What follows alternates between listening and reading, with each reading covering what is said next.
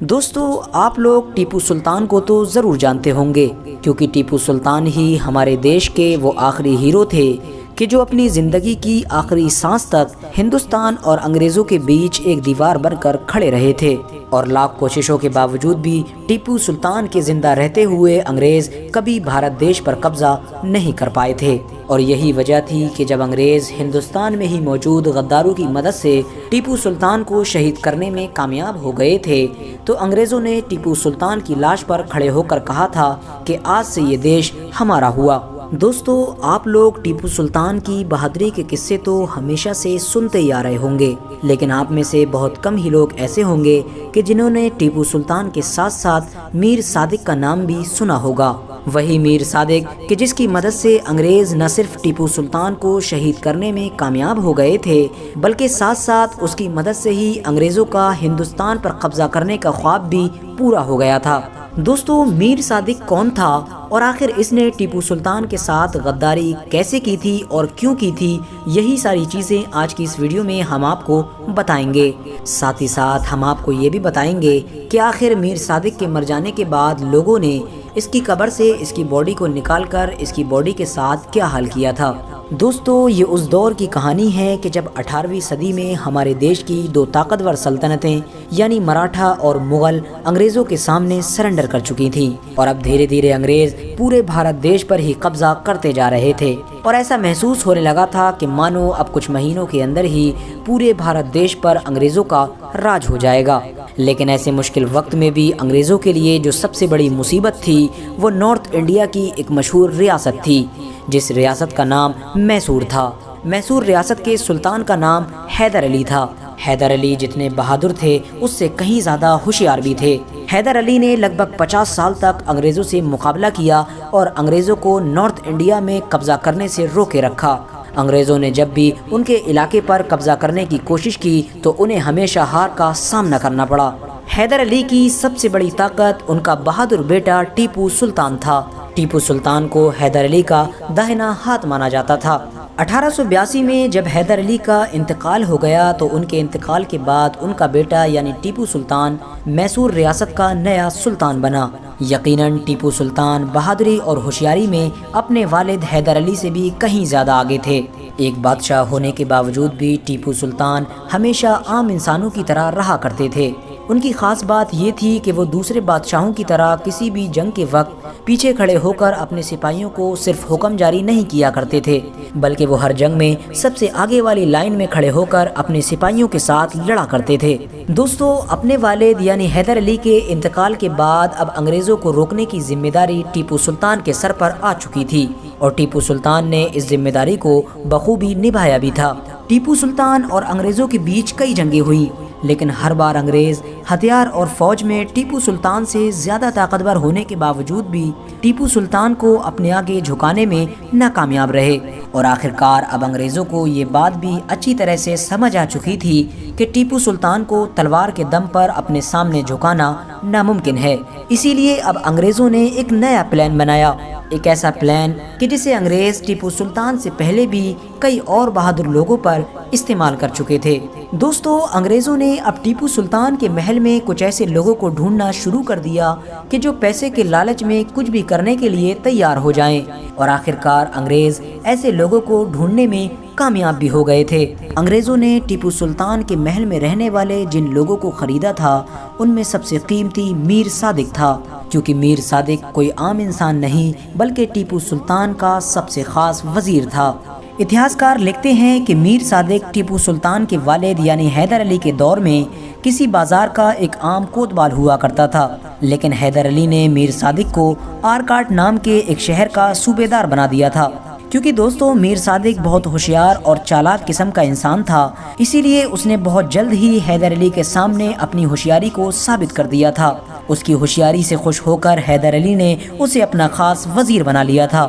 میر صادق کو حیدر علی نے اپنی سلطنت کے سارے مال اور خزانے کی دیکھ ریکھ کا کام دے رکھا تھا، لیکن میر صادق کو جہاں ایک طرف یہ چاہیے تھا کہ وہ اپنی ترقی سے خوش ہو کر اپنے سلطان کا ہمیشہ شکریہ ادا کرے، تو وہیں دوسری طرف میر صادق پوری طرح سے بدل چکا تھا۔ اس کا لالچ اب دن بدن بڑھتا جا رہا تھا۔ اس کے دل میں اب خود حکومت کرنے کا شوق بھی جنم لے چکا تھا۔ وہ اندرونی طور پر حیدر علی سے جلنے لگا تھا۔ ٹیپو سلطان کا دور آتے آتے میر صادق نے سلطنت کے خزانے میں حد سے زیادہ گڑبڑی کرنا شروع کر دی تھی۔ جب اس بات کی خبر لوگوں نے ٹیپو سلطان تک پہنچائی تو ٹیپو سلطان نے فوراً جانچ کرنے کے آدیش جاری کر دیے۔ جانچ میں میر صادق نہ صرف مجرم ثابت ہوا بلکہ لاکھوں روپے کا کالا دھن اس کے گھر سے بھی برآمد ہوا۔ یہ دیکھ کر ٹیپو سلطان نے فوراً میر صادق کو وزیر کے پد سے ہٹا دیا اور اس کی وہ ساری ناجائز دولت بھی ضبط کر لی گئی کہ جو اس نے شاہی خزانے سے چرائی تھی۔ لیکن دوستو، جیسا کہ میں نے آپ کو پہلے بھی بتایا کہ میر صادق ایک چالاک انسان تھا۔ کچھ دنوں کے بعد ہی اس نے ایک بار پھر سے ٹیپو سلطان سے ملاقات کی اور ٹیپو سلطان سے معافی مانگی۔ اتنا ہی نہیں، میر صادق نے ٹیپو سلطان کے سامنے قرآن پر ہاتھ رکھ کر یہ قسم کھائی کہ وہ دوبارہ کبھی بھی کوئی ایسی حرکت نہیں کرے گا کہ جس سے ٹیپو سلطان یا پھر ہماری سلطنت کو کوئی پریشانی ہو۔ اب کیونکہ ٹیپو سلطان ایک رحم دل اور نیک انسان تھے، اسی لیے انہوں نے اپنی رحم دلی دکھاتے ہوئے میر صادق کو معاف کر دیا۔ نہ صرف معاف کیا بلکہ ایک بار پھر سے اسے اپنا خاص وزیر بنا لیا۔ لیکن ٹیپو سلطان کو اس بات کا ذرہ برابر بھی احساس نہیں تھا کہ جس انسان کو وہ آج معاف کر رہے ہیں، آنے والے دنوں میں وہ اتنی بڑی غداری کرے گا کہ جس کی غداری کا نقصان نہ صرف مجھے بلکہ پورے بھارت دیش کو اٹھانا پڑے گا۔ دوستو، میر صادق نے ٹیپو سلطان سے بھلے ہی معافی مانگ لی تھی، لیکن اس کے دل میں ٹیپو سلطان سے بدلہ لینے کی آگ اب اور زیادہ بھڑکنے لگی تھی اور میر صادق اب بس ایک موقع تلاش کر رہا تھا۔ اور آخرکار میر صادق کو انگریزوں کی شکل میں ٹیپو سلطان کے خلاف ایک موقع مل بھی گیا۔ انگریزوں نے میر صادق کو حکومت کا لالچ دیا اور یہ وعدہ کیا کہ ہم ٹیپو سلطان کو ختم کرنے کے بعد تمہیں ہی میسور سلطنت کا اگلا سلطان بنائیں گے، جس پر میر صادق بڑی خوشی خوشی راضی ہو گیا۔ اور آخرکار اب میر صادق نے انگریزوں کے ساتھ مل کر ٹیپو سلطان کے خلاف اندرونی طور پر سازش کا جال بچھانا شروع کر دیا تھا۔ اتہاسکار لکھتے ہیں کہ دوسری سلطنتوں کے جو بھی خط ٹیپو سلطان کے پاس آیا کرتے تھے، میر صادق زیادہ تر خطوں کو ٹیپو سلطان تک پہنچنے سے پہلے ہی کھول کر پڑھ لیا کرتا تھا اور اس میں لکھی خبروں کو انگریزوں تک پہنچا دیا کرتا تھا، جس کی وجہ سے ٹیپو سلطان کو حد سے زیادہ نقصان ہوا کرتا تھا۔ میر صادق کی اندرونی سازشوں کی وجہ سے ٹیپو سلطان کے محل کے حالات اب دھیرے دھیرے حد سے زیادہ خراب اور حد سے زیادہ کمزور ہو گئے تھے۔ میر صادق نے اپنی پکڑ اتنی زیادہ مضبوط کر لی تھی کہ میر صادق کی اجازت کے بغیر ٹیپو سلطان کے محل میں کوئی پرندہ بھی پر نہیں مارا کرتا تھا۔ آخرکار اب وہ دن بھی آ گیا تھا کہ جس دن کا انتظار میر صادق کو ایک لمبے وقت سے تھا، یعنی 4 مئی 1799 کا دن۔ یہی وہ دن تھا کہ جس دن مراٹھا، نظام اور انگریز یعنی تینوں کی فوجوں نے مل کر ایک ساتھ ٹیپو سلطان پر حملہ کیا تھا۔ یعنی ایک طرف صرف بہادر ٹیپو سلطان تھے تو دوسری طرف مراٹھا، نظام اور انگریز تینوں کی ملی ہوئی فوج تھی۔ لیکن اس کے باوجود بھی ٹیپو سلطان نے بڑی بہادری کے ساتھ مقابلہ کیا اور اکیلے ہونے کے باوجود بھی تینوں فوجوں کو اپنے محل کے اندر داخل نہیں ہونے دیا۔ سب کچھ صحیح چل رہا تھا، لیکن پھر اچانک سے وہی ہوا جس کا ڈر تھا، یعنی میر صادق نے اپنا کھیل کھیلنا شروع کر دیا۔ میر صادق قلعے کے ایک دروازے پر تعینات سبھی سپاہیوں کو یہ کہہ کر دوسری جگہ لے گیا کہ چلو میں تمہیں تنخواہ بانٹوں گا، اور جاتے جاتے انگریزوں کو راستہ صاف ہونے کا سگنل دے گیا۔ جب اس بات کی خبر ٹیپو سلطان کو ہوئی تو انہوں نے اپنے بچے ہوئے چند سپاہیوں کے ساتھ ہی انگریزوں سے مقابلہ کرنے کا فیصلہ کیا۔ اب ٹیپو سلطان اپنے گنے چنے سپاہیوں کے ساتھ ہی بڑی بہادری کے ساتھ انگریزوں سے جنگ کرنے لگے۔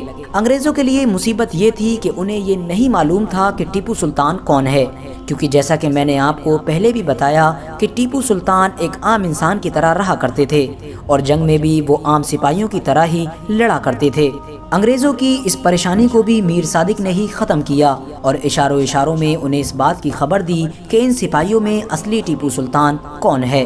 میر صادق نے اپنی غداری کا یہ کھیل یہی ختم نہیں کیا، بلکہ وہ فوراً میدان سے بھاگتا ہوا محل کی طرف گیا اور محل کے سارے دروازے بند کر دیے تاکہ اب ٹیپو سلطان کبھی بھی دوبارہ محل میں واپس نہ آ سکیں۔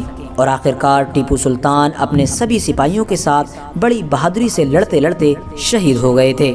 یقیناً ٹیپو سلطان کی اس دن کی وہ بہادری آج تک یاد رکھی جاتی ہے۔ دوستو، جنگ ختم ہونے کے بعد جب میر صادق نے انگریزوں سے ملنے کا ارادہ کیا اور وہ محل سے نکل کر انگریزوں سے ملنے کے لیے جانے لگا तो راستہ میں اسے میسور کی عام پبلک اور ٹیپو سلطان کے بچے ہوئے کچھ سپاہیوں نے گھیر لیا اور اسے اتنی بری طرح سے مارا گیا کہ اس کی وہیں پر موت ہو گئی۔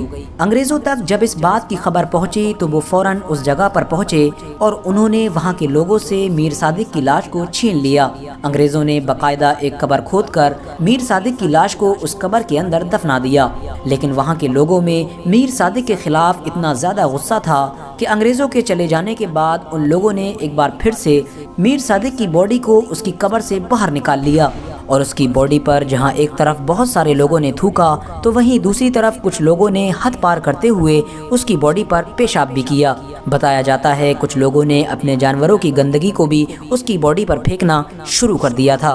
دوستو، بھلے ہی آج میر صادق کو اس دنیا سے گزرے ہوئے 200 سال سے بھی زیادہ ہو گئے ہیں، لیکن آج بھی جب بھی کوئی غداری کا کام کرتا ہے تو اسے میر صادق کی ہی مثال دی جاتی ہے، یعنی کہا جاتا ہے کہ تم تو بالکل میر صادق کی طرح ہو۔ فی الحال دوستو، آج کی اپنی ویڈیو کو ہم یہیں پر ختم کرتے ہیں۔ ویڈیو پسند آنے پر نہ صرف ویڈیو کو لائک کریں بلکہ اپنے فرینڈز کے ساتھ بھی ضرور شیئر کریں، اور اسی طرح کی نالجبل اور ہسٹوریکل ویڈیوز ہمیشہ دیکھنے کے لیے ہمارے اس چینل کو سبسکرائب کر کے ساتھ ہی میں بیل آئیکن کو بھی پریس کر دیں۔